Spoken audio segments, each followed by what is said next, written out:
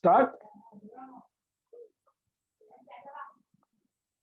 Shall I begin? So Jatin will just let you know as soon as we are live. Jatin will let you know and then you can start. Okay. We are already live on YouTube. Ansari sir, you can please start. Okay, chalo, I'll begin then. Very good morning and hearty welcome to everyone. I hope you are safe and healthy at your homes. Let's begin the session with the college prayer and take the blessings of the Almighty and show our spiritual emotions of gratitude. I request the technical team to play the prayer.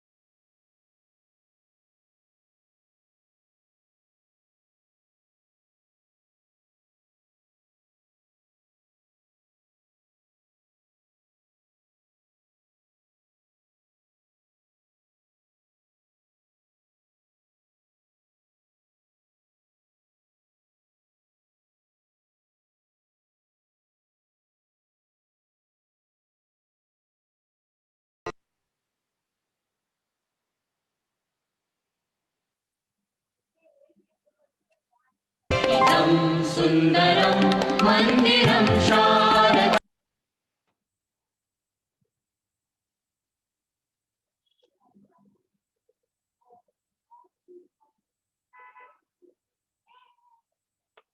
Hello, Gibran, what happened?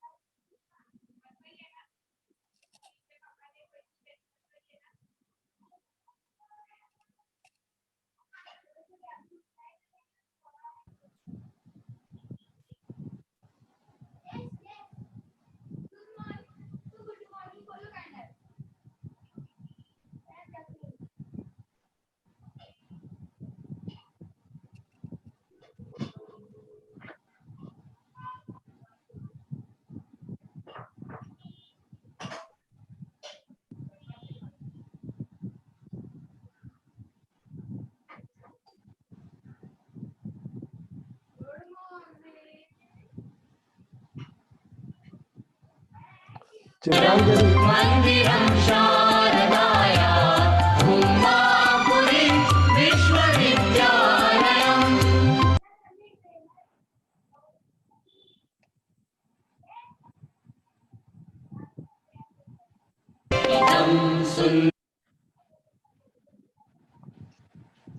Thank you. On behalf of Bombay Teachers Training College, HSNC University, Mumbai, and Department of Education, University of Mumbai, I, Dr. Ansari, take pleasure of welcoming the delegates, participants, principal of esteemed institutions, and dear friends to the national webinar series titled Knowledge Generation in Education During COVID-19 Pandemic. Let me share with you all the highlights of day one. The inaugural session was graced by the eminent and distinguished persons. Dr. Niranjan Hiranandani, Provost, HSNC, University, Mumbai. Sir emphasized on importance of qualitative research, aspirations, and combining research with reality. Mr. Kishu Mansukhani, President, HSNC Board. We have with us Mr. Anil Harish, former President, HSNC Board. Sir put forth an idea that qualitative and quantitative research can be amalgamated to get a hybrid. We also have with us Mrs. Maya Shahani, Trustee, HSNC Board. Madam Shahani expressed her delight to be a part of HSNC Board and asked to reflect on how we can use technology for homeschooling and how to deal with change during COVID-19. Our chief guest, Dr. Kothari, Honorable former Vice Chancellor, Veer Narmat, South Gujarat University. Sir shared his views and he pointed that the field of qualitative research as a new field of education in India. He said that role of a researcher is important because he needs to critically reflect on patterns and descriptions. We also have as guest of honor Professor Peter Cunningham from Nelson Mandela University, South Africa. He suggested that an emerging researcher in India should ask question, what is truth? He also said that it will be a challenge for a research student to understand the current social problems with respect to qualitative research. We have with us Dr. Hemlata Bagla, Principal KC College. She said that this webinar will help the participants in being future educationists. Also, we have Dr. Pandya, Professor and Head, Department of Education, University of Mumbai. She said that this webinar series will help research guides and the researchers to undertake the qualitative research. Further, we begin day one of webinar series with technical session one, and the speaker was Dr. Bhagwan Balani, in charge principal, Bombay Teachers Training College. He began the series by giving an apt introduction to qualitative research, and the session was moderated by Dr. Lubna Mansoori. The next technical session was taken by Dr. Ashwini Karwande, Assistant Professor, Department of Education, University of Mumbai, and she took the topic on preparing a qualitative research proposal, and the session was moderated by Dr. Manisha Tyagi. Day two of the webinar series, this morning session, it's my privilege to introduce our very own Dr. Gopal Krishna Thakur. Sir had shared his ideas and views on academic writing in the previous webinar series. Sir, we welcome you once again. Coming to the third session of the present webinar series, we have with us Dr. Gopal Krishna Thakur, Head, Department of Education, Mahatma Gandhi Antarrashtriya Hindi Vishwavidyalaya, Central University, Wardha, Maharashtra. Before we begin this session, I take this opportunity and it's my great pleasure to introduce Dr. Thakur. Sir had done BSc Honours, MSc Chemistry from TNB College, Bhagalpur. Sir did MBA in Human Resource Management, PGD IM, PGD HRM from IGNOU. Sir did B.Ed, M.Ed and MPhil in Education from Delhi University and PhD from Jamia Millia Islamic University, New Delhi. Dr. Thakur has 26 years of teaching experience, 20 years of research experience, and 15 years of administrative experience. Sir had handled different positions like Principal of Mangalmay Institute of Management and Technology, Greater Noida from 2003 to 2011. In 2002, Sir took the charge of Council of Social Development as Education Specialist. In 2013, Sir became the Dean School of Education, Lingias University, Faridabad. In 2014, Dr. Thakur took the charge of Director School of Education, Noida International University. Sir also was Chairman of Social Development and Research Foundation. Further, in 2016, Sir acted as Proctor of Mahatma Gandhi Antarrashtriya Hindi Vishwavidyalaya. At present, Dr. Thakur Head, Department of Education, Mahatma Gandhi Antarrashtriya Hindi Vishwavidyalaya. Also member of Academic Council, member School Board Education, Northeastern Hill University, Shillong, Chairperson Board of Studies, Department of Education, Advisor Gender Sensitization Cell, Associate Director, Teaching Learning Center for Hindi Studies, Project Head SOE, Pandit Madan Mohan Malviya Mission on Teachers and Teaching, MHRD, Government of India.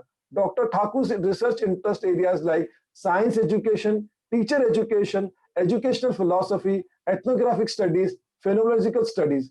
Sir had completed 2 projects and 3 projects are still undergoing. Dr. Thakur had presented number of research papers at international and national level. He is also member of Indian Association of Teacher Educators and All India Association Educational Research, and still many more achievements and accomplishments. Sir is going to speak on the topic Grounded Theory Designs. With this brief introduction, I hand over the session to Dr. Gopal Krishna Thakur. Over to you, sir.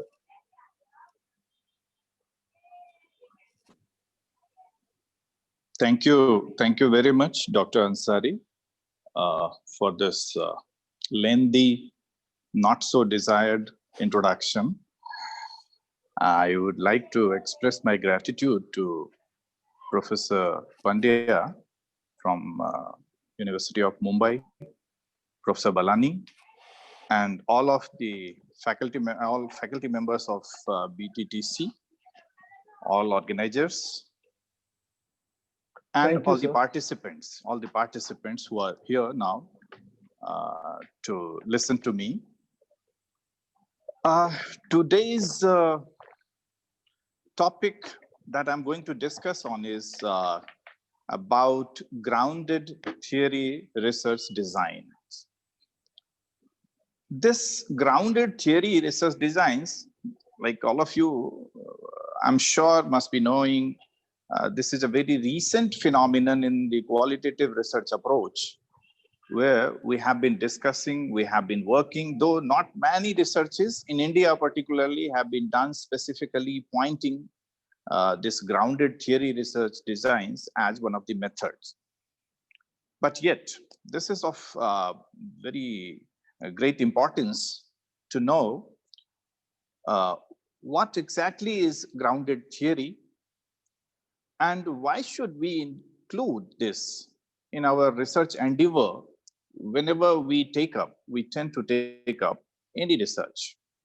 This debate of whether qualitative research is good, better, or quantitative research is better, this is over now, I guess. Because this debate, first thing is that will never end. This is an everlasting debate.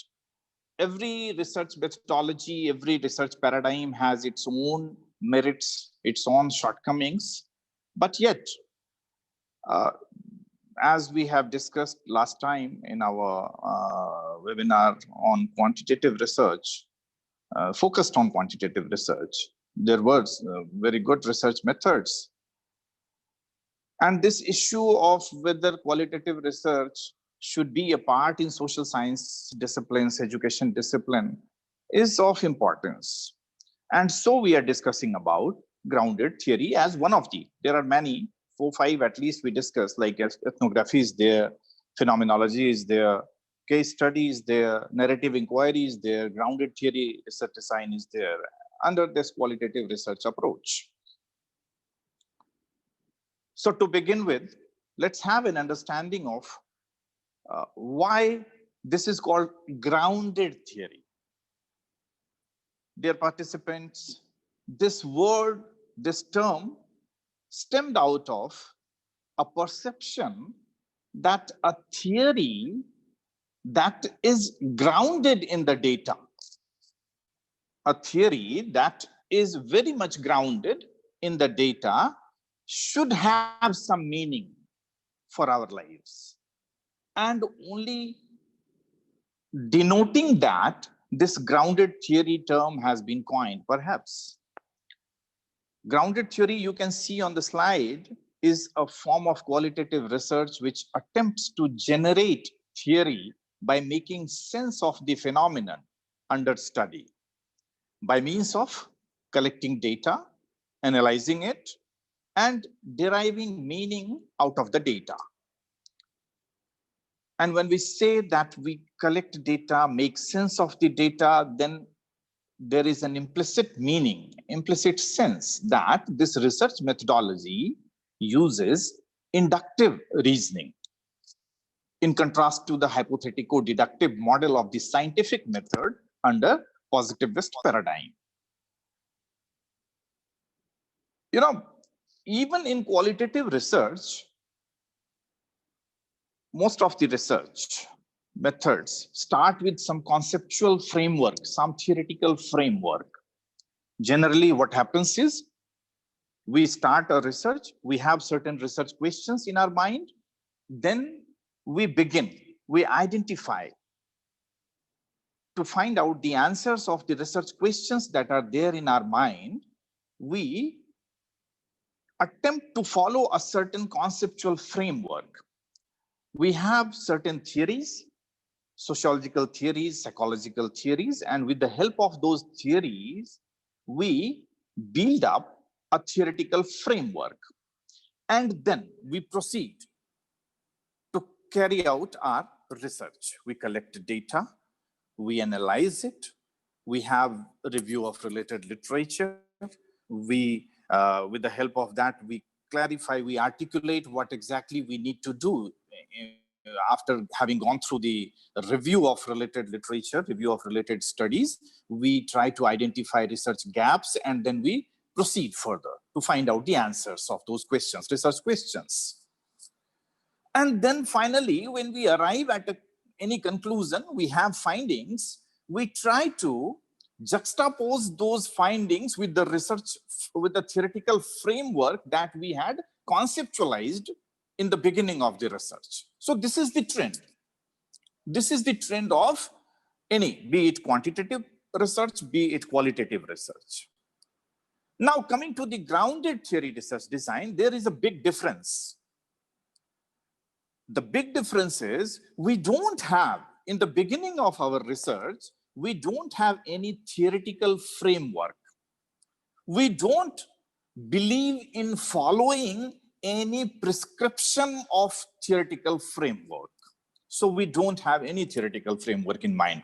Rather, what we believe is we will explore theory or theories while conducting grounded theory research. So the basic difference between grounded theory research and the other modes of research is this, that in the beginning of research, in other methods or methodologies, we have certain theories and we start following those theoretical framework. But in grounded theory research design, we do not have any theoretical framework and we try to generate theory. We try to articulate meaning out of the data. You can see in the first slide, thematic image is given on what I have written about grounded theory. There are two parts. One is scattered haphazard manner, in a haphazard manner, certain pieces. And the second part is well arranged. Out of those pieces, ladders are there, then seating arrangement and other things have been made. So this is a symbolic representation of data and theory. So in the beginning, we have data, and now while doing grounded theory research, we have to make sense of the data to articulate certain pattern. And when we articulate certain pattern, that becomes a theory. Of course, that theory is not a universal theory because the basic premises of grounded theory research design doesn't claim that we are going to generate a theory that would be universal in nature. Rather, what grounded theory research design emphasizes is, with the help of this research method, localized, contextualized theories should come up. So this is the essence of grounded theory. Of course, when we deal with human beings, we know that not every single pattern can be applicable to all population. Maybe if we are going to a school, maybe a class of 8th or 9th standard, or maybe a class of Hindi or English or mathematics, any specific, take any specific class, can have a pattern of teacher-student relationship or student-students relationship, which could be different from the other class. And if you are supposed to, or else if you have a question in your mind, how this particular relationship builds up, how this particular relationship, particular rapport of a teacher with his students or a student-student peer relationship develops. So a theory as an undercurrent of this research question obviously will not be universal in nature, because any relationship between teacher and students or between different students can have its specific causes, can have its specific dynamics.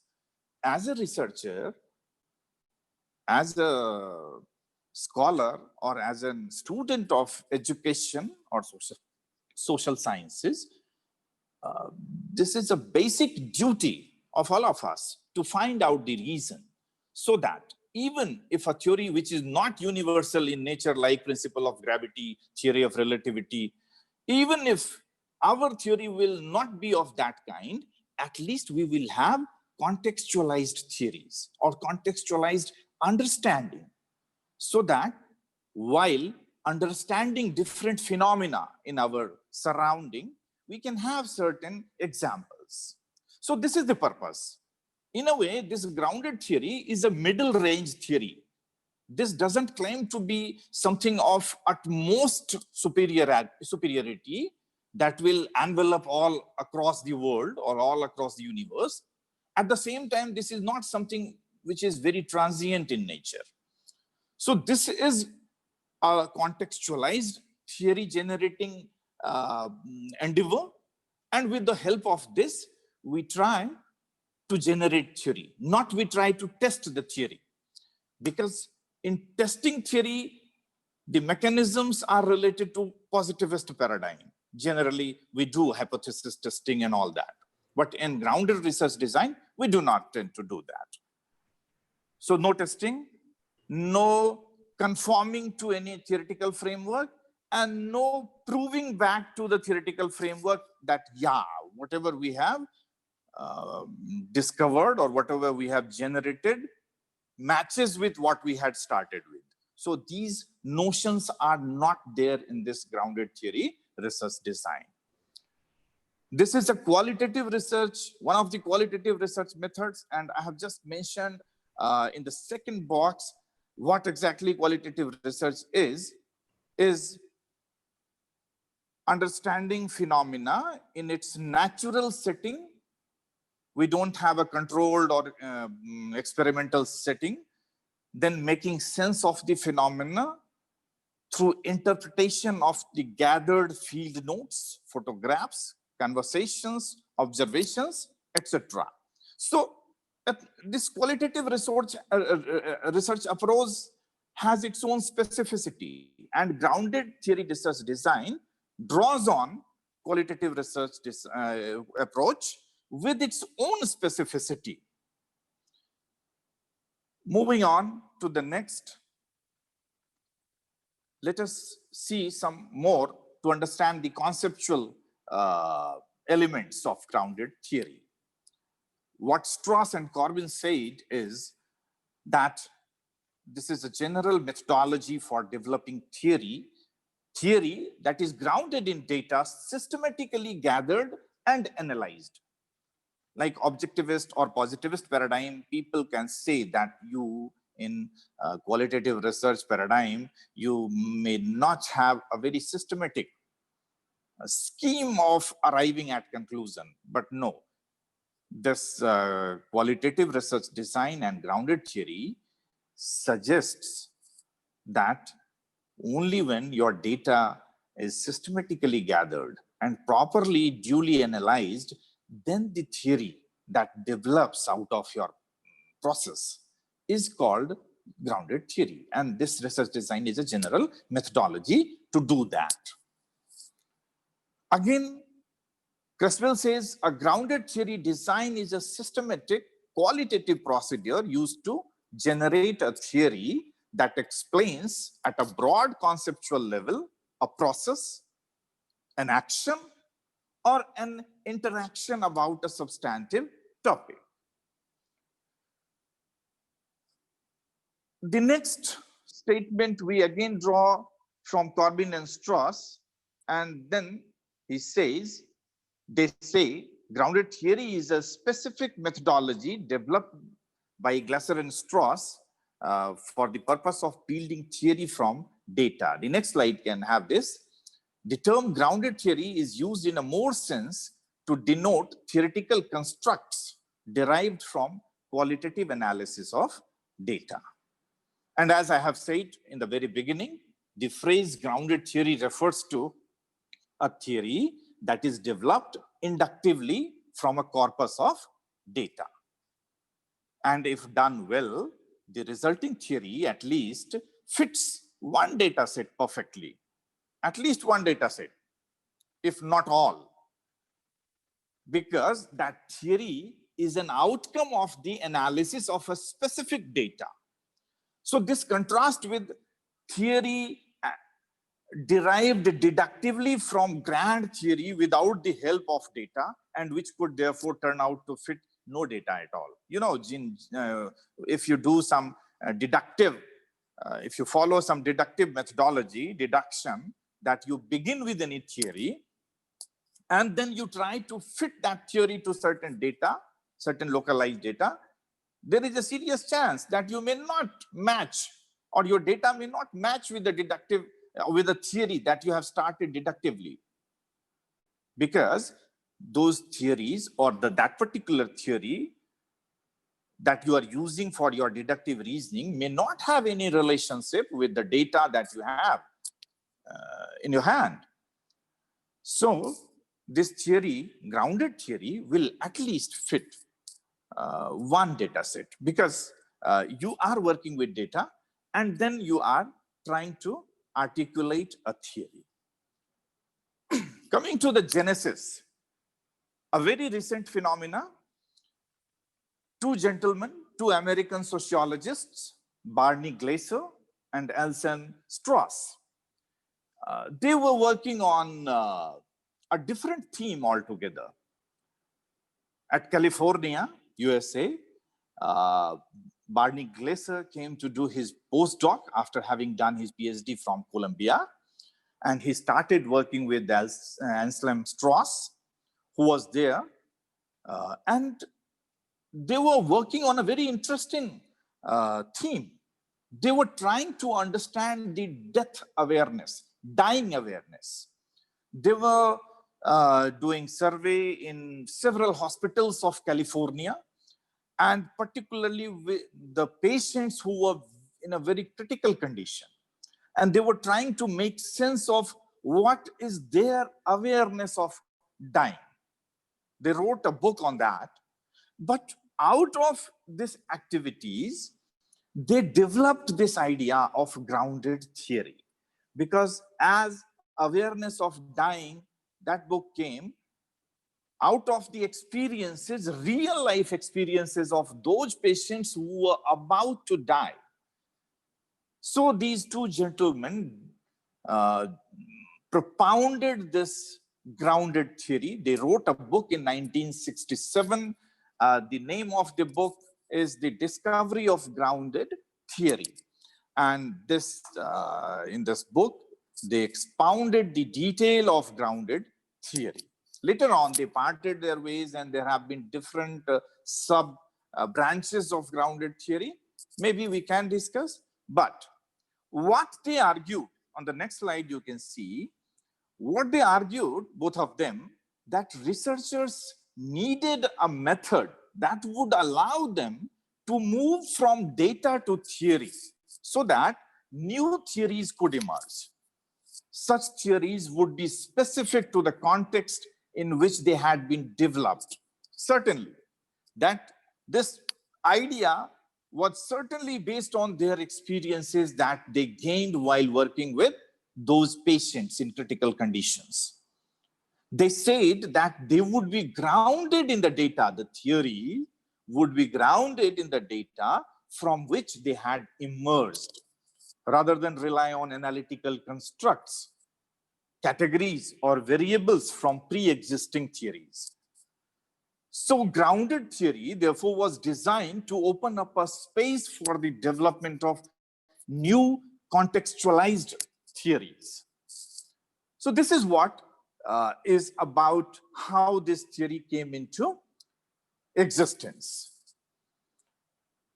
I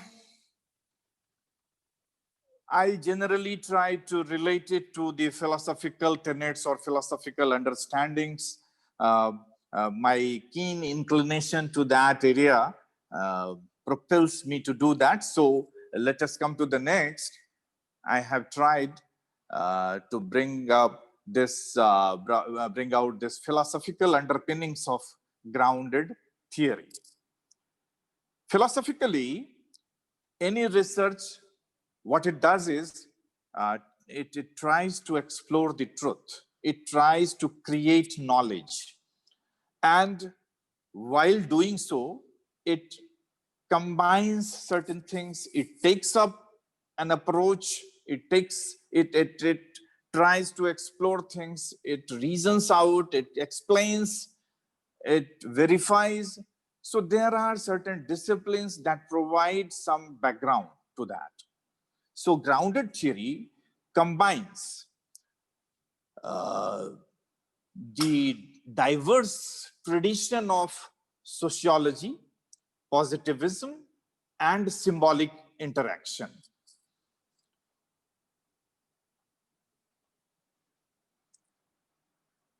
Sociology, because we work in a social setup, in a societal setup, and with the help of that, we try to explain any social phenomena. That is the purpose of any research. That should be the purpose of any research, that its outcomes should be able to explain any social phenomena. Positivism, why I say, though this grounded theory came as a contrast of those research methodologies believing in positivism, but still it combined certain elements. You know, these two gentlemen, Glaser, belong to a discipline of utmost positivist paradigm. He believed in meticulous articulation, categorizing, classifying, and denoting certain things based on minute observations. Whereas Strauss believed in human behaviors, he believed in emotions, sentiments, social interactions, and those interactions which at some time or many times do not use words. Sometimes our body language, sometimes our facial expressions, sometimes even the kind of words that we use do not necessarily mean what we are exactly using. Like if a person out of, very soft emotion, in a very soft time, says this to his or her friend, I hate you. That doesn't mean that the person is really hating that person. So sometimes even words do not mean what are being said. So symbolic interactionism, this is very important in grounded theory. If a mother sometimes, or if a partners sometimes say to their other person, the counterparts, that I will kill you. That doesn't mean the partner has this intention of killing exactly. So words sometimes do not give the meaning exactly what is being communicated. That is why symbolic interaction. So this research methodology combines sociology, positivism. Why positivism? Positivism, by saying this, that this theory doesn't mean that exactly all the objectivism of those positivist paradigms should be a part of this. Rather than clarifying, categorizing, coding. We'll come to coding next. So they use this techniques while articulating the meaning, making sense of the phenomena. And since generally grounded theory is done to understand the undercurrent of the processes, so, and it in terms keeps evolving. This is not a preset combination of ideas and theories. So it keeps evolving in the process. So grounded theory is methodologically dynamic in nature. This studies the interrelationship between meaning in the perception of the subjects and their action. Through the meaning of symbols, human beings interpret their world and the actors who interact with them. The next, the inductive grounded theory translates and discovers new understandings of human beings' behaviors that are generated from the meaning of symbols. In a way, this theory attempts to understand the world by interpreting human interaction by the use of symbols such as language, or as I said, such as sometimes expressions. The task of the grounded theory researcher is to gain knowledge about the socially shared meaning that forms the behaviors and the reality of the participants being studied. Let us try to understand some basic tenets of grounded theory. As you can see on the next, grounded theory involves the progressive identification and integration of categories of meaning from data.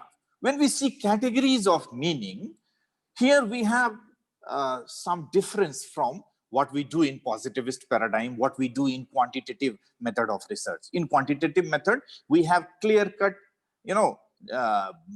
criteria of classifying things, criteria of classifying objects. We have numerals, we have numeral values, we have prescribed way of classifying things. Here in qualitative approach of research, in grounded theory, what we do is, we have as data words, sentences. In quantitative, we have numerals, you have numerical values, statistical outcomes. But in qualitative, you have words and sentences as your data taken out of samples, what they speak, what they share with them, others, what activities do they do, how you have observed that.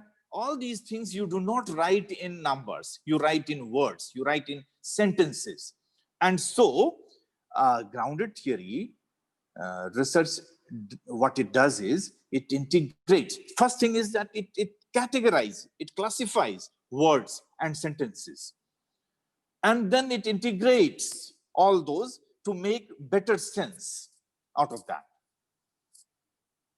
So this grounded theory is both the process of category identification, category of particular theme. Like in a family, if a father or some other elder member, if they are into job, so their morning begins with in a very haste routine that they are getting ready to go to office, they're doing certain things, they are taking up what they have done last, or if any official work is there, so they are preparing for that. A child who is in school gets ready at the earliest, like he picks up his all bags and all the things, and then see what books he or she is supposed to take to school. Or if he is in on Sunday or any holiday, then he is resting, cooling his heel properly. So if you will ask his or her parents about how their day went on, and if you ask the child, so both will have different modes of expressions.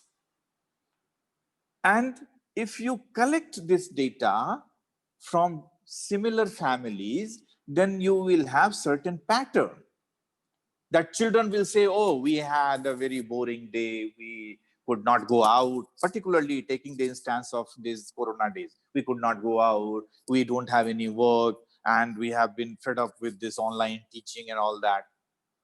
The parents will say, oh, we are, always occupied with the assignments or work tasks given, and then online we are in working mode, particularly teachers, university teachers, they are doing online teaching. Now, at least this holiday summer break has begun, so it's fine. They may be feeling relieved a bit, but expressions of different set of people will have different theme, different words, and you can derive meanings differently. So you have different themes based on that. So in a way, grounded theory, what it does is it identifies category of expressions, category of words being said, category of sentences having been used. And then finally they integrate to derive any particularly common meaning or its product. That becomes its contextualized product, theory. Grounded theory is emergent in nature. When we say emergent, that means that this research methodology, as I have already said, doesn't have any predetermined theoretical framework or predetermined, pre-tested theory to work upon. Rather, this theory, this grounded theory research, when you use this term, then theory comes in automatically. But grounded theory research means you are trying to generate a theory out of the data. And so that would be specific to any particular fact or phenomenon. And that theory will be grounded in data. It is developed by analyzing and interpreting the data, the words, sentences, themes, categories systematically.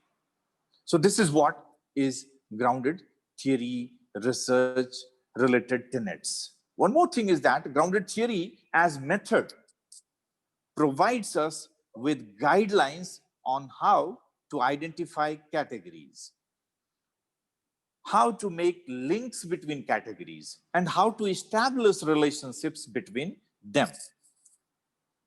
I'll come to that while I'll be discussing coding. Grounded theory as theory is the end product of this process, obviously, because no theory is there in the beginning. So grounded theory as theory is the end product. It provides us with an explanatory framework with which, in order to understand the phenomenon under investigation.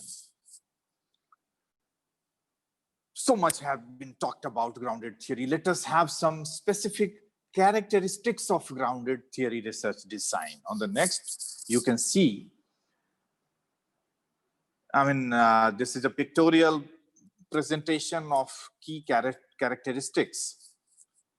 It is a process approach. It includes, the approach is process oriented, because we study about process. We are into process as researcher, and we at the same time study about processes, social processes. We are not conducting any historical studies.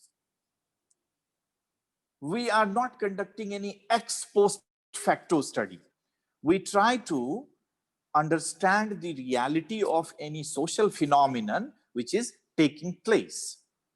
So it has process approach, then it has coding, core categories, then it has constant comparative analysis, negative case analysis, then theoretical sensitivity, theoretical sampling, theoretical saturation, memos, and then theory generation. We'll come to each of the characteristics.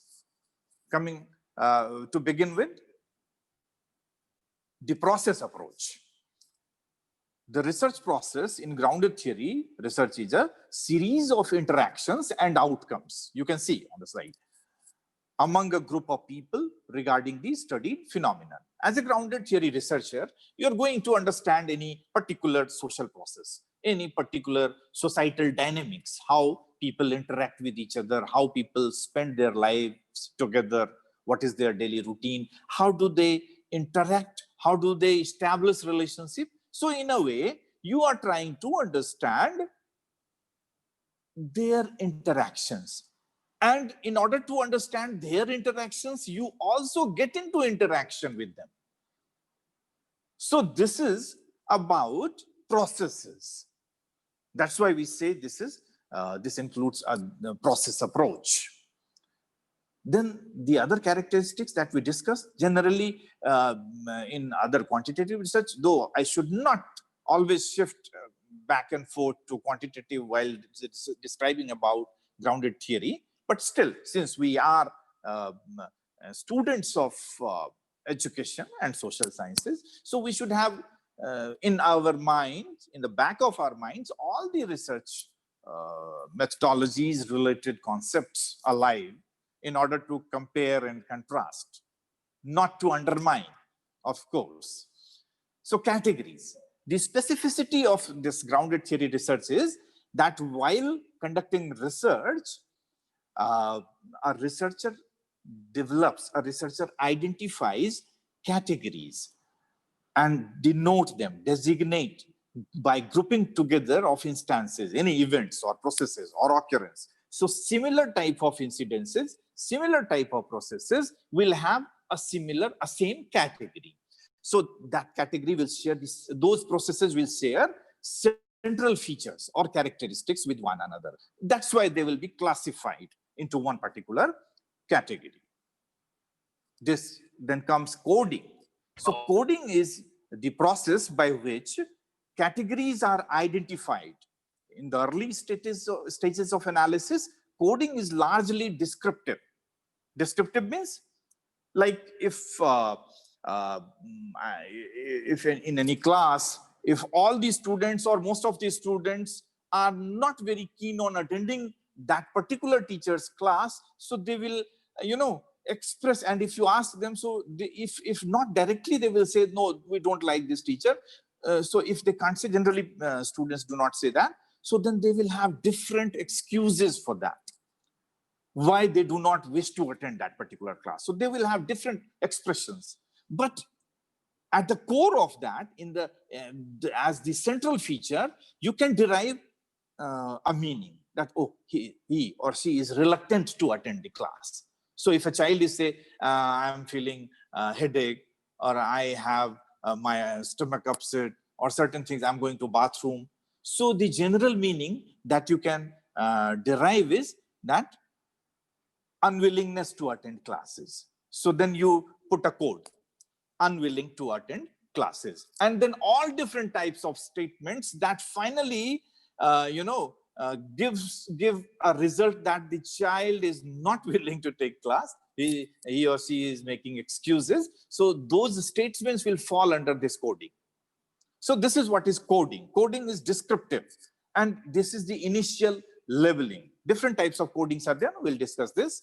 So what we do is, since we do not have numerical data while doing this research, so we write those statements and then we label them.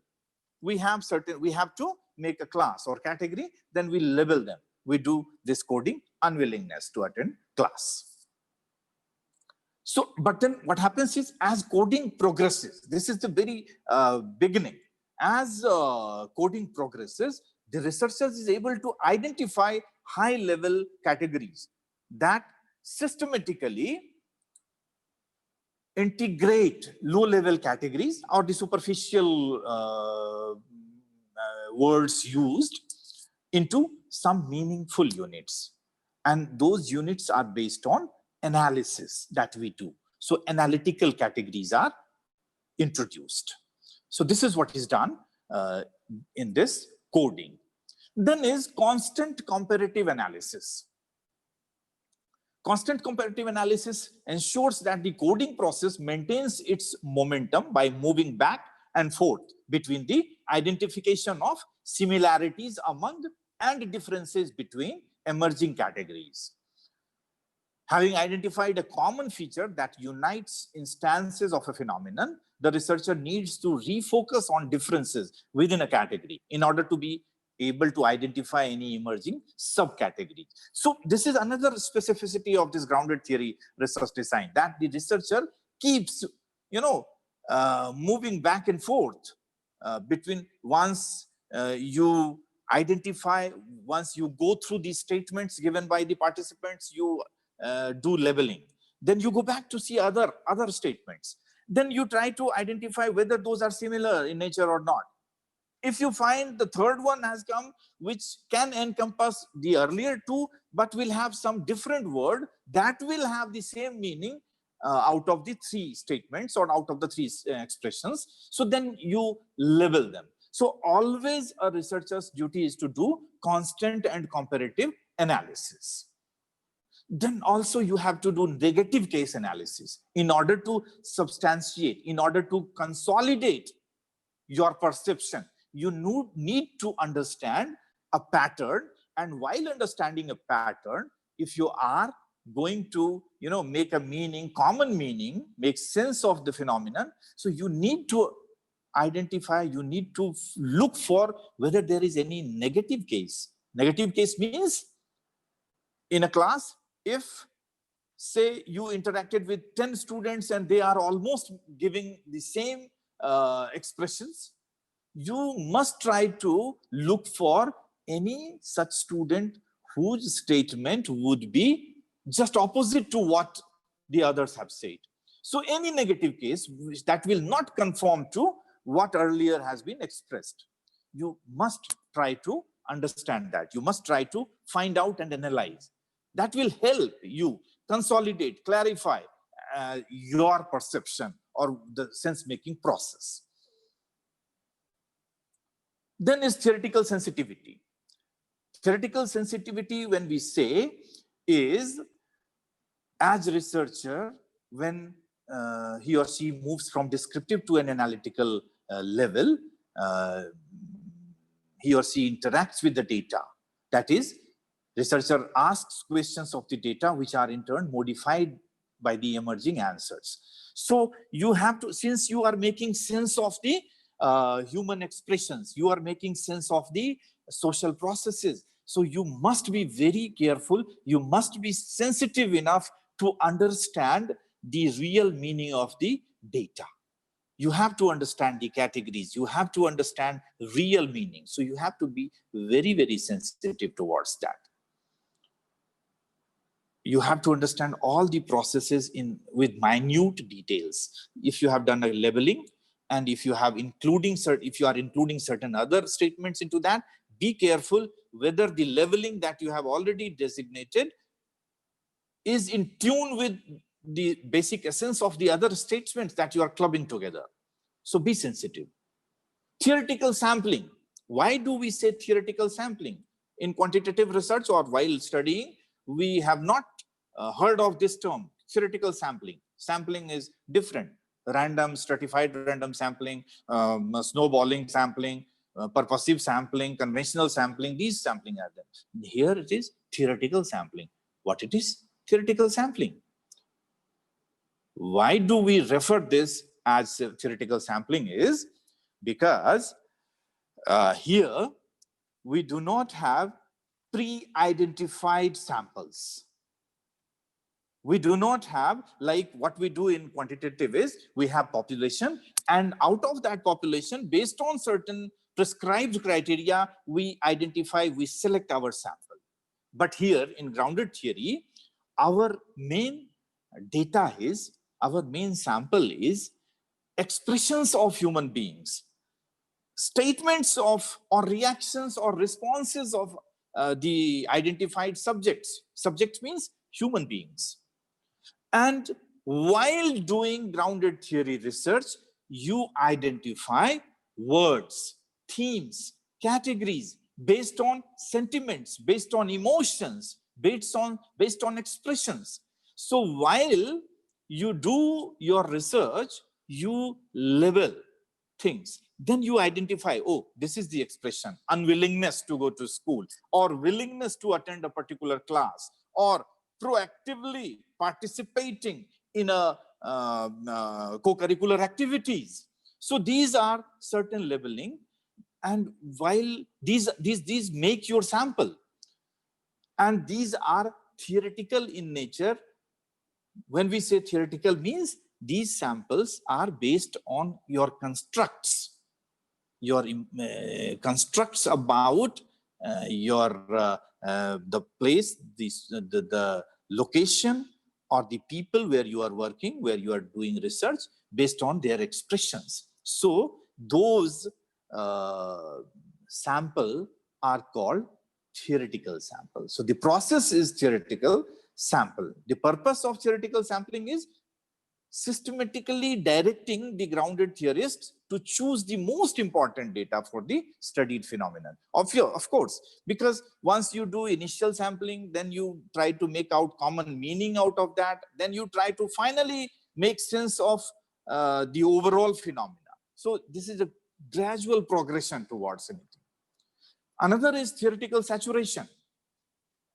Theoretical saturation means like, in quantitative research, what you do is you try to make your sample as good as can give you a valid result. Grounded theory doesn't believe in making numbers. So the theoretical saturation means if you are trying to understand the nature of expression or the kind of theme you are trying to develop, make sense of, and if you have interacted with 10 persons, they are giving you the same statement, that makes same sense. And if you are now again interacting with 11th or 12th person and you are finding the same statement, same expression, same responses, that means in that particular group, you have arrived at a saturation phase. Means you are not going to get any different idea.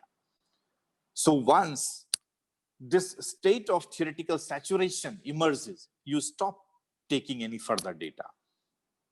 So this is the specificity of grounded theory research. In quantitative, you have as many, numbers to validate your research that is required. Of course, in experimental, you have very little, or you can do away with 50 students or 30, 40, maybe quite possible. Or in a case study, you can have.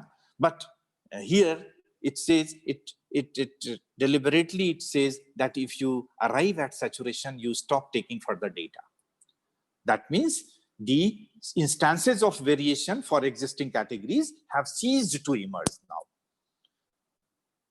So this is what is called theoretical saturation. Then is memo writing. Memo writing is another interesting thing of grounded theory research. Throughout the process of data collection and analysis, the researcher should maintain a written record of theory development.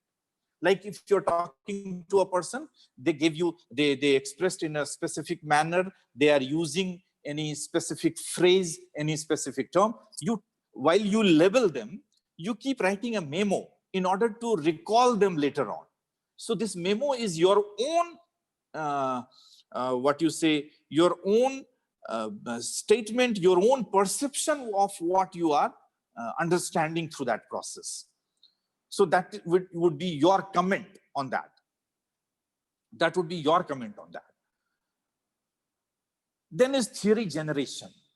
This is out of the characteristics. This is the final stage of grounded theory research, where the outcome of grounded theory research is to construct a theory that explains a studied phenomenon from the collected data.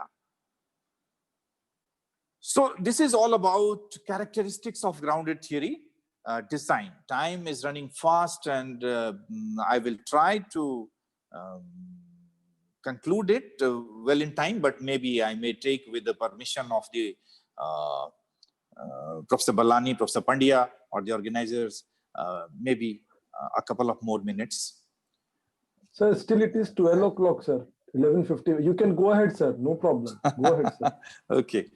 Sir, we can continue till 12, 20, and 25 also. Yeah, Take your thank you. time, sir.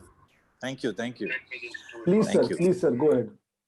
So let us come to the types of grounded theory designs. Many different types and patterns nowadays have been, into practice. But the core that emerged and now practitioners are indulged into are three types. Generally, we discuss about. One is the emerging design. On the next slide, you can see the emerging design. Another is the systematic design. And the third one is the constructivist design. In the beginning, Glaser started with, and he advocated about, emerging design, grounded theory research. This emerging design is the process in which the researcher collects data, analyzes it immediately, rather than waiting until all data collected. So you collect your data, and in the evening you analyze, or maybe you take one more day maximum, but you analyze it immediately. And then bases the decision, the researcher bases the decision about what data to collect next on this analysis. So immediately you collect data, you do analysis, and you arrive at a decision whether you need further data collection of the same kind, or you need to move on towards some more categories, towards some other categories. Otherwise, so in order to reach the data saturation phase, you do it immediately, analyze your data and move on.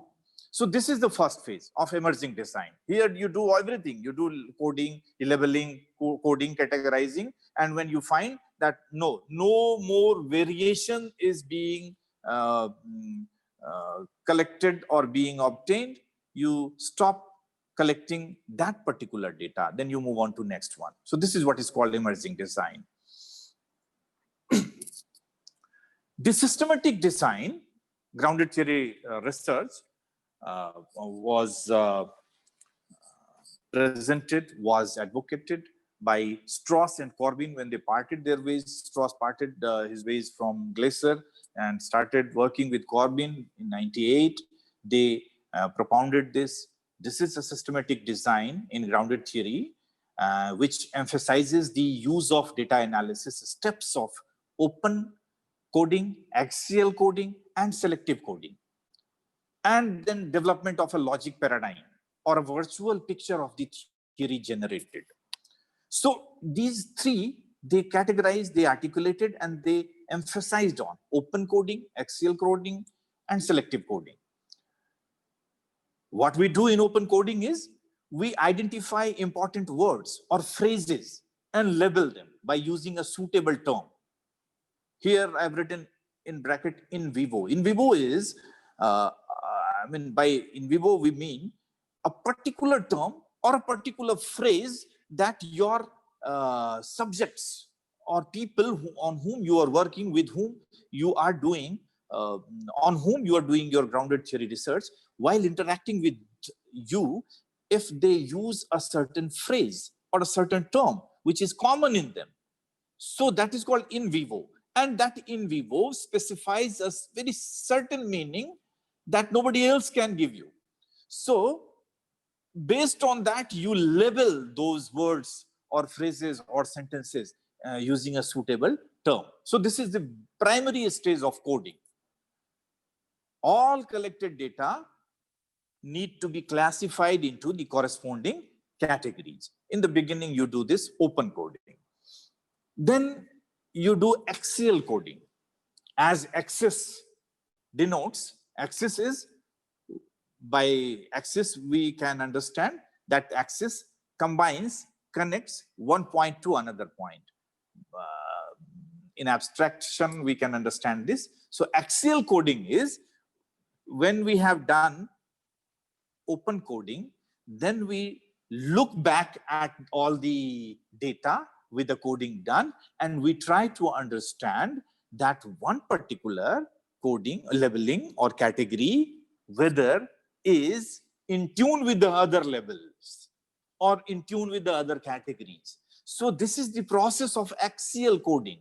We try to connect, we try to build hypothetical relationship between the major categories and their corresponding subcategories. So first thing we do is open coding, then we try to connect the relationship, we try to see, we try to find the relationship between those different categories or subcategories or coding. So this is the process of axial coding. Then is the third one. This is the final one, selective coding. This is the last stage of coding, because theory is generated by interpreting the interrelationships that emerge among categories formed in axial coding. I'll give you an example later.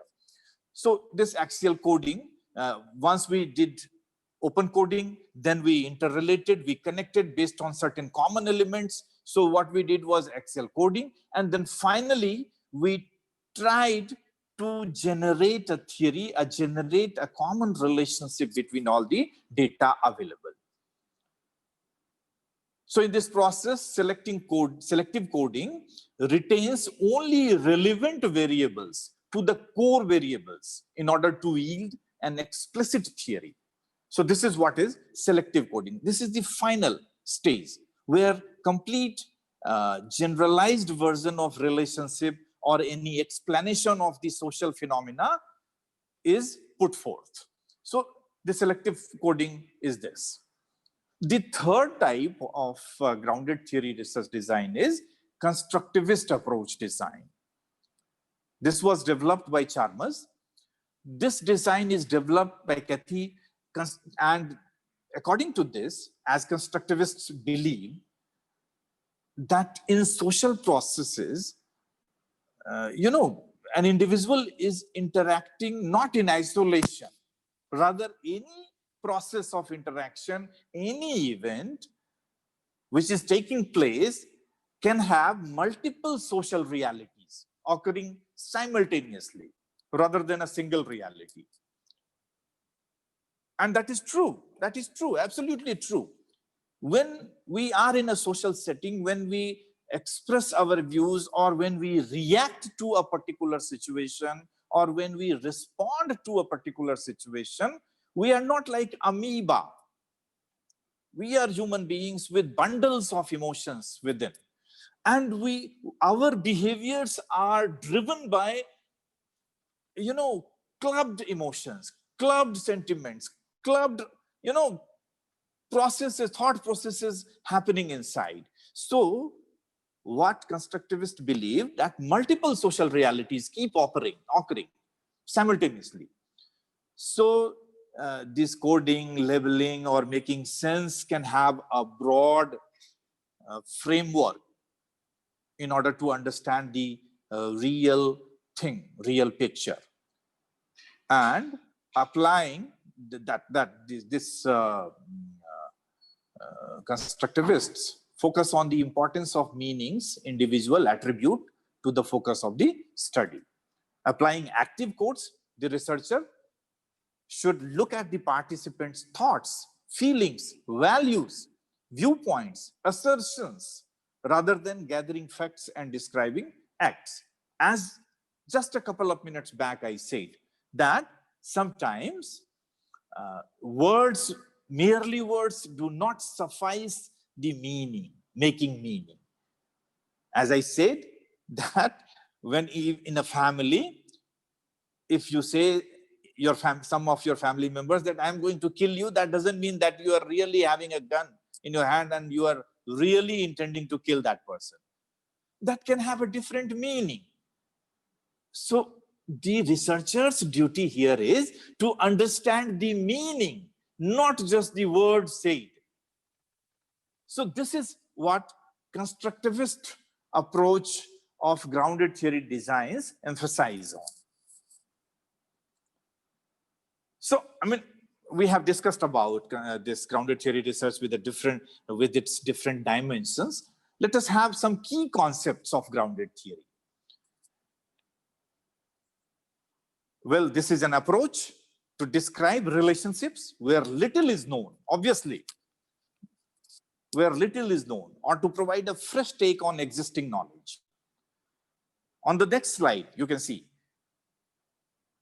grounded theory is a method to systematically build integrated sets of concepts from systematically obtained empirical data. Here, you should not get confused with the word empirical. Empirical is, of course, generally used in positivist paradigm.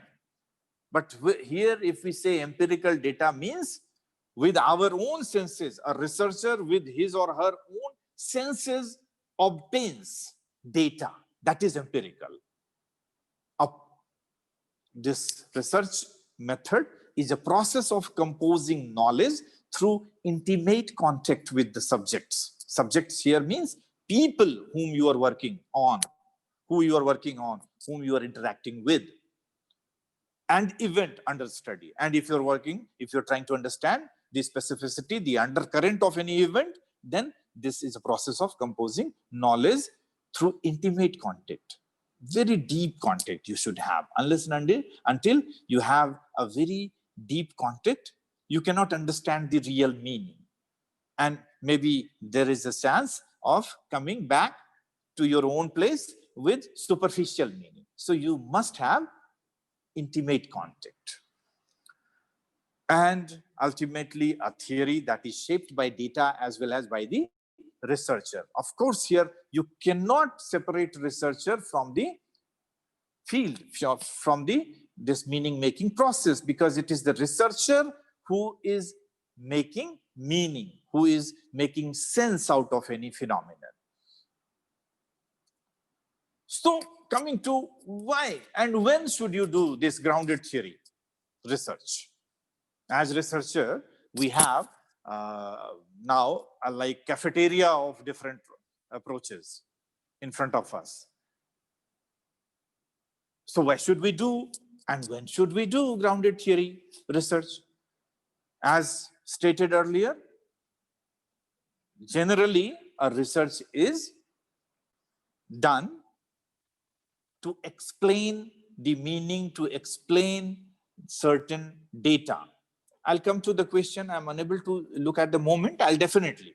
So in order to generate a theory, or in order to develop an explanation of a process, every research, even science, does the same. It explains the processes occurring, taking place in nature. Here, as a social science, as an educational researcher, it is our duty to understand, and not just understand, to explain the social phenomena, to explain what is happening in classroom, to explain what kind of behavior is taking place between teacher and student, between students and students, between teacher and parents, between teachers and principals, between teachers and co-teachers, between planners, educational policy makers, and all that.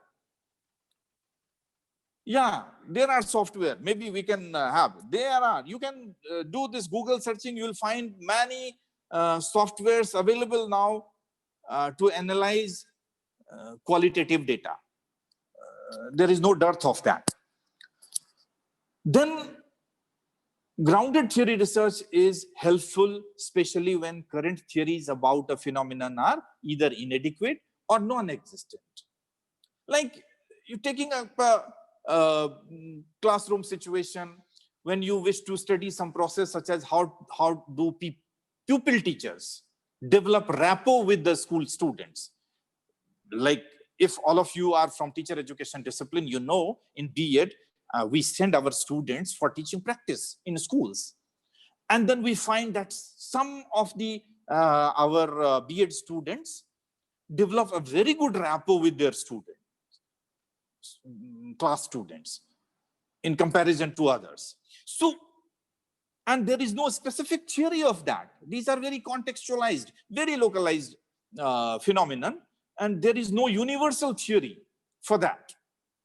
So, if you have to understand why, how a particular pupil teacher is developing a good rapport or developing rapport with his or her students, what kind of strategies are being used, so you try to understand. Or maybe if you try to understand how people from very humble background, how a girl having a very different sort of family background develop their career, what is their aspiration level, what kind of life processes they are into. So if there may not be any specific theory to explain all this. So here in such cases, grounded theory research method come to your help. The aim of this is, as Glaser particularly stated, is to discover the theory implicit in data.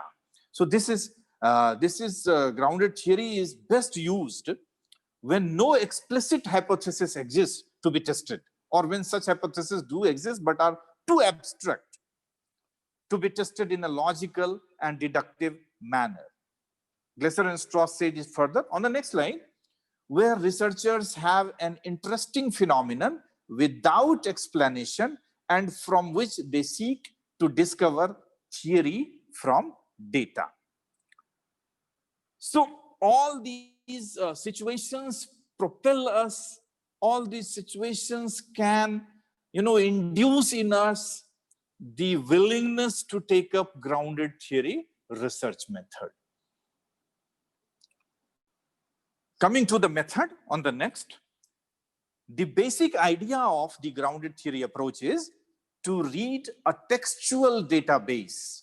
We do not have numerals or numerical database. We have text-related database, and discover or label variables called categories, concepts, and properties and their interrelationships. The data do not have to be literally textual. Maybe they could be observations or behavior, such as interrelations and events in an institution. As I said, relationship between teacher and students, they may be in the form of field notes, which are like diary entries and all. Field notes, when you go to observe any particular phenomenon, you keep writing, you take notes, and those field notes are there. So your data is textual in nature. And how do you do data collection? Here, on the next, you can see data collection through interviews with the help of demographic data, observations, questionnaires, records. These are under retrospective analysis. Those records may be written records, historical records. Then you do survey. You keep on, if you are taking interview, then you have your tape recorders or mobile on, I mean, obviously with the consent of the subjects, so that you may revert back to, you may refer back to your own data, which would be in a recorded version, videotapes, and all these are the means of collecting data. Next is data analysis. How do we do data analysis? So the aims of data analysis is to organize and reduce the great deal of data. Great deal of data, like in words and in sentences, we have bundles of data. So the purpose is to reduce them, to churn out real meaning. So further sampling each piece of data into themes with similar properties, as I just discussed, and consequently lead to theory formation. So data analysis process for a qualitative research deals with the massive data in forms of words, language, and the implied meanings. Here, data analysis is done word by word, line by line, phrase by phrase. Though it is a time-taking process, but initially to begin with, that's why the open coding is there. So you have to analyze word by word, words being said, data line by line, phrase by phrase. That's why it is said that when data saturation arrives, I'm coming to that. When data saturation arrives, you stop taking further data. Even if from 10 or 15 persons you have collected data, that is enough, because you have to analyze it, and that will take lots of time. So what you do is key point coding. You try to make sense of the commonalities and then note the key point. And there are computer softwares, of course, available for analyzing your data. So what you do is, how do you take up this grounded theory research? First thing is, you do not just jump into doing grounded theory research for any particular phenomena. First, decide carefully if grounded theory design will be the best suited method to address your research problem. Then you try to identify the process, identify a process to study, to access. Then you seek approval of the people who you are going to work on, or a society maybe, or if any formal approval is needed, you take that. Then you do this theoretical sampling. Theoretical sampling, just make this clear. Theoretical sample means identify emotions, identify particular level for their expressions, and then those will become your theoretical sample. Then you do coding of the data. Then finally you do selective coding and develop the theory. Then you validate the theory. Validating theory in qualitative research is different from validating what is done in quantitative. Validating theory, what you have generated, can be possible if you have noted down a phenomenon, taken interviews and did labeling and then made meaning out of those, what has been said, what has been expressed, and what you prepare, you send it back. There are 2-3 ways. One is you send it back to the persons whom you are worked with or who you have worked on, to just check whether what you have written about that particular phenomenon or that particular expression, if they say, yes, yeah, this is what we wanted to say, or yeah, this is what is happening here, or this is what happens. So if they validate, means your data is validated and your theory is validated, because you are making sense of others' phenomena. You are making sense of what others interact, share, or do. So you validate. And then at the same time, you can send your theory, your developed concepts, conceptual framework to some experts of the field, to some experts of the same research methodology to validate. So this is again, like you validate your research instruments by sending them to experts. Similarly, you can validate your theory by sending those things to the experts of the field. But at the same time, I personally will recommend, if possible, send it to the persons who you have worked on. They are the best source of validation. And then finally, you write a grounded theory research report. Now, you evaluate the quality of your grounded theory research, or maybe as academician, if any grounded theory, I don't see any, but maybe in future, or even now, maybe some of the researchers might be doing this. If this report comes to you, how can it be evaluated? So there are certain criteria. Grounded theory research report evaluation should be looked into with this perspective, that is there an obvious connection between the categories and the raw data? Categories that you have formed. Here, you do not have, like in other paradigms, you come up, you go to the field with your predetermined categories. No, here it is not. In grounded theory, you make categories, you label categories, you articulate categories while conducting research. So after research is there, research report is there, then you try to look into whether any obvious connection exists or not between the category, between the label and the raw data. Then again, is the theory useful as a conceptual explanation for the process being studied? The theory that is generated during the process. So whether that theory is useful as a conceptual framework or not. Then does the theory provide a relevant explanation of actual problem and the basic process? So these are the criteria. Is the theory modified as conditions change, or the researcher collects additional data in the process? Because this is the beauty of grounded theory research, that you keep generating theory, because there is no universal theory related notion here. So you keep developing, keep generating theory by constant comparing process, constant comparing analysis, constant comparative analysis. You keep moving back and forth with the raw data to the labeling, and you try to develop, while selective coding is the main step where you generate theory. So there you can look into the report or the process, the whole written document, whether that suggests in between that whether the researcher has ever modified, if any condition of, if any change of perception, any change of notion has occurred. So whether the researcher has done this or not, or whether the researcher collected additional data or not to substantiate what he has finally come up with. So is this the theoretical model that researcher claims to have developed? In reality, is there a theoretical model?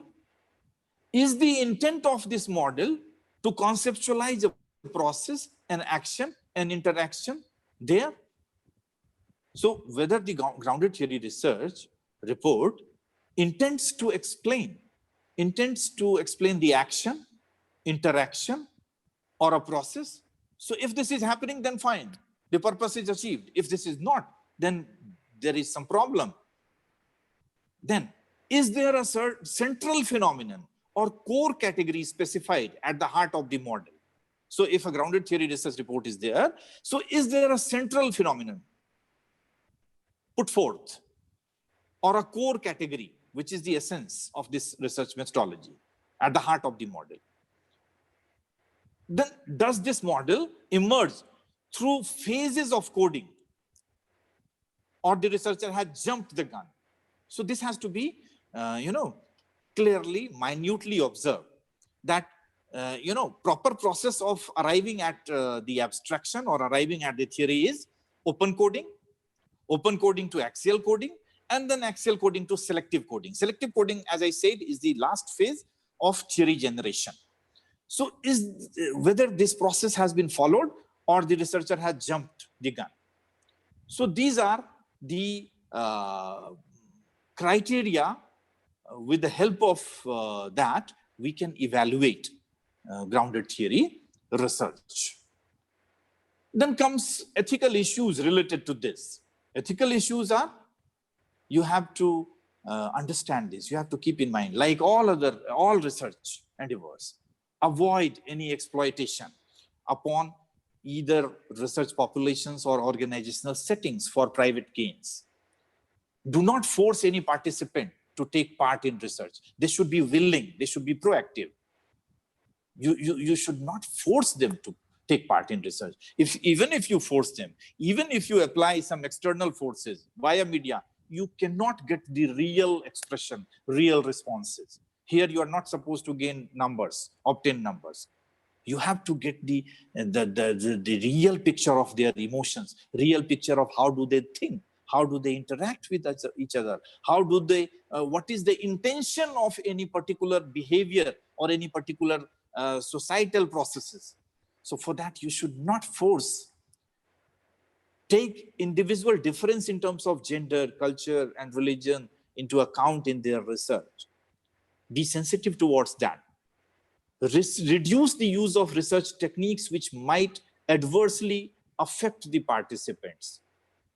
For instance, if you're going to observe their classes or observe their particular teaching learning methods, so your own research techniques should not hamper the actual processes going on. Be conscious to the ongoing organizational activities or ongoing societal activities and to report. Do not cause any disturbance in that. Then report the research findings to the relevant research populations, organizations, and others in clear and suitable language. If you're a researcher and you should have participation, must be voluntary. As I said, voluntary is the must, and then you must inform what you have derived as meaning out of the process. Then researchers should gain informed consent. Expressed that they wanted to work on suicide survivals. Very complicated, very vulnerable. So you must keep all these things in mind, how to proceed further. Do not disturb their mindset. Do not create any problem in their life. Because ultimately, your purpose is not just a selfish purpose. Your purpose is very, very noble, very wide in terms of meaning making. And this is going to be, if you are doing any research, this is going to be in the benefit of your community. Community means educational community for society at large. So be very sensitive towards all these issues. I guess much of the things have been talked about. There are so many things, but I feel for that one single workshop would be fine. Here, I will just say that the process here is very important. Process is the only important thing in grounded theory research. And with the help of coding means leveling a phenomenon. Axial coding means connecting different levels for a common category, and then selective coding is the ultimate coding that will develop, that will help in generating theory. So that is the main purpose of this research, and that is the main process of research. So let me give you one example, that if your class, or if your students, or if your researchers express in words in a particular situation, when you are trying to understand what kind of learning they need, and somehow in their statements they have written something, and on the basis of their writing you have done an open coding, that wanting experiential learning, constantly learning, working in a good environment, pioneering social media, and easily adapting to change. These are the codes that you do based on their expressions. So these are wanting experiential learning, constantly learning, working in a good environment. These are the open codes that you have developed. If they say, oh, we want to gain experience, we want to learn while experiencing something, not just by imposing concepts. If they are saying that, then you have denoted wanting experiential learning. This is the form of open coding. Constantly learning, working in a good environment. These are the labelings. These are the open coding. Then what you do as axial coding is, and bring out some common labels, like based on the three statements, that three different coding that I gave, you can write believing they are ready to learn, believing they are ready to participate in learning. Now, this becomes axial coding. Any other place, now another set of open coding is there, where if a student complains in their own specific sentence that teacher do not pay attention to their behavior, teacher do not give positive reinforcement to them, so then you can write as coding. But I'm not prescribing, because prescription is this research methodology is against to prescription. So you can write craving immediate feedback and being motivated by feeling appreciated. If somebody is feeling motivated by appreciation, you can write feeling motivated by appreciation. Another, you can write craving immediate feedback. So these are open coding. For that, axial coding is seeking external validation. So this is axial coding. Now taking just two, I have many more, but taking these two. One you have done axial coding as believing they are ready to participate in, they are ready to learn through experience, based on the 3-4 different labelings you have made axial coding. Another coding you have done, that one child has given that, oh, I'm not being recognized for my responses in class. Another child says, oh, I feel very motivated. Both of them. Or maybe similarly, even the first one says, oh, I feel bad when I do not get positive response. Or when teacher gave me positive response, when teacher say good, then I feel very motivated. So these two come under the same category, where you can do axial coding as seeking external validation. Now you have two, believing that they are ready to learn. Another axial coding is seeking external validation. Based on these two, you can have the selective coding, wanting to make a difference. Wanting to make a difference means finally you have arrived at a conclusion that all the children in the classroom want to make a difference. They have different experiences, they have different perceptions, but initially, out of the interactions with them, you wrote sentences, then you gave did labeling, then you did open coding, and out of the commonalities in open coding, you did axial coding, reducing the number of levels, and finally, on the basis of axial codings, you finally came up with the idea of wanting to make a difference. Means the children of that particular class want to make a difference. And how will that be possible? If the positive reinforcement is given, if their work is recognized, so they are ready to make a difference. This is the contextualized theory that emerges out of your research. Very simple it looks, but very complicated this is, because there is a great risk of the real situation getting deformed if, as a researcher, you are not perceiving, you are not comprehending, or you are not conceptualizing it properly. So you have to be meticulous, you have to be very, very process oriented and very precise in coding, very precise in understanding the concepts, and very precise in making sense. And finally, validating exactly the way I have just described. So this is all about grounded theory research. I think I have taken sufficient time. Yes, sir. And Shall we start, sir, with the question answer session? yes. Okay, Yes. sir. So there are a couple of questions, sir. The first question, Dr. Prerna, Mhm. she's asking, in the present era, is there any relevance of grounded theory, as generalization is not possible? And a similar question is asked by Ms. Swati. Can we generalize the conclusions of grounded theory?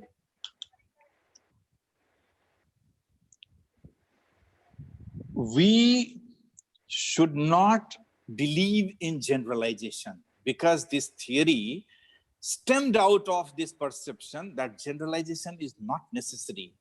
In our family, we have 5 members, all are not behaving the same manner. Then why to generalize?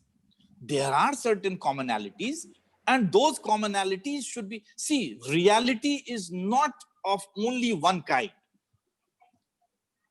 Based on this premise only, qualitative approach research emerged. So in the present of the first question, I'm addressing that present scenario. In fact, this is a belief that present scenario needs much of these research methodologies. And Fine, no sir. generalization is needed. No generalization is needed. Thank you, sir. The second question asked by Mr. Vijay Shri Jaiswal. He's asking, if subject is not allowing to record the voice, then in grounded theory, what the researcher will do? Very true. Very important. Very important.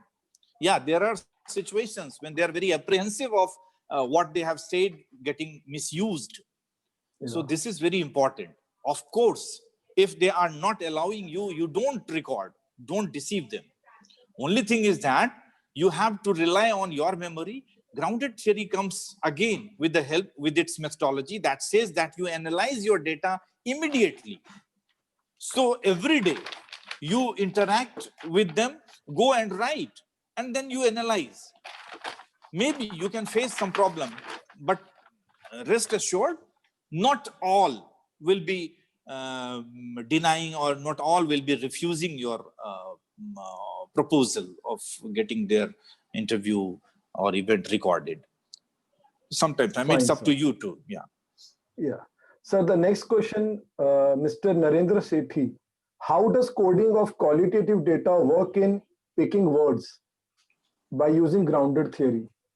Yeah, I have just explained this just in the last of my lecture. I have just explained coding doesn't mean giving numerals. Coding can be done by words, and I have just explained that if students are saying something like even in the somewhere in the middle of my lecture, I explained that if you're asking some 5-10 children of a class that where are you going? You don't attend your class this time. So they say, sir, I have stomach upset, or I have headache. So they are saying something. You are labeling unwillingness to attend class. So this is the coding. Maybe they can have genuine reason, but not all 10 or 15 children can have at the same time stomach upset, or all 10-15 children can have headache. So you can just see the pattern. You can try to understand the pattern of behavior and then bring out the theme. And then you do labeling. So labeling is very tricky, very different, and very complicated. But you have to become very conscious to do that. And without numericals, you can do labeling. This is what is the essence of qualitative research. Right. So the next question asked by Dr. Nyaneshwar Bhamre, how grounded theory is different from ethnographic research? There is a similar question asked by Neha Dev and Shasti Agarwal. How can we differentiate between ethnography and grounded theory? How is it different from action research? Action research, the difference between action research and grounded theory can be understood easily. Fine. Action research is one thing that, yeah, you are taking localized problem, you are taking contextualized problem, then you have, certain objective empirical observations to do that. But you do not go into depth of the perceptions or go into depth of the actual meaning making. In grounded theory, you do all this thing. You make sense while in deep contact with the persons. Now coming to ethnography, ethnography is a process where you try to understand their cultural setting, you try to understand the social phenomena, you do study of a society or a culture or a community. For that, you have participant observations. For that, you have interview and other things. Here too, you find participant observations and these things are there. But grounded theory doesn't claim to develop a theory which could be universal in nature. Grounded theory doesn't claim to give solution to all the problems. Grounded theory, and moreover, the basic difference between ethnography and grounded theory is that ethnography starts with certain theoretical framework. It has certain theoretical framework in mind when it starts. And then it tries to juxtapose its findings to see whether this findings of ethnographic result is in tune with the theoretical framework that we started with. Like if I did ethnography, I had the social constructivist perspective of learning in mind. I had symbolic interactionism in mind. And then I developed a theoretical framework. This happens in this situation, this happens. Then I went into field to do ethnography. Then I saw, I observed, I came up with the result. And then I matched the result with the conceptual framework that, okay, whether this conforms to the social constructivist perspective of learning or not. So this is ethnography. We have theoretical framework in the beginning. Grounded theory research doesn't have any theoretical framework in the beginning. Rather, and the purpose of grounded theory research is not to test any theory, rather to generate theory, rather to generate a contextualized theory. This is the basic difference. Fine. So the next question is asked by Ms. Anita Vaidyanathan. How do we take into consideration the review of related literature while doing grounded theory research? Well, to me, review of related literature, purpose of doing review of related literature here is not like what we do in other research studies. Because here in grounded theory research, we do not have any predetermined theme or predetermined, framework in mind. Because the purpose of review of literature is that we do review and then we find a gap, we try to problematize, and then we go with that to address the research question. Here in grounded theory, review of related literature can help only to understand how grounded theory research is done, or some nitty-gritty, how coding is done, how making meaning is carried out, how sense making is done. So these reviews of related literature can help you understanding the research methodology, understanding the research problem with actual situations where these research have been conducted. But here you are going to do study on a phenomena which is emergent in nature. As I said, one of the specific characteristics, emergent in nature, which is not predetermined. So review of related literature has a very limited role in that, though it is important for any research, but with a limited scope. Fine, sir. So there is one interesting question asked by Miss Jyotsna Sodhi. Is it possible that we start with a descriptive research, but eventually find out, and then we have enough data to come up with a theory, and then we switch to grounded theory? No, I mean, see, descriptive research is what we call qualitative research. We tend to describe any phenomena. And, you know, grounded theory research has no preset framework. There are certain elements that we have studied here that you have to do coding. There are open coding, axial coding, then you have selective coding. And while going through this process, finally at the stage of selective coding, you generate a theory. So this is what happens. So descriptive research means you started with something. But when you started with descriptive research, if you did not have any theoretical framework, then it's fine, then it could be. But I believe generally what happens, if you are doing any research properly, then you start with certain theoretical framework in mind. Whereas grounded theory doesn't plead of any theoretical framework. So this is what is there. So let's take the last question asked by Rakesh, Mr. Rakesh. Is there any software to analyze the data collected for grounded theory? A similar question asked by Ms. Rukaiya Rizvi. Which softwares are used for analyzing data in grounded theory research? I have just said that. There are many software available. You can just do Google searching. I should not endorse any company. I should not endorse any software. There are many.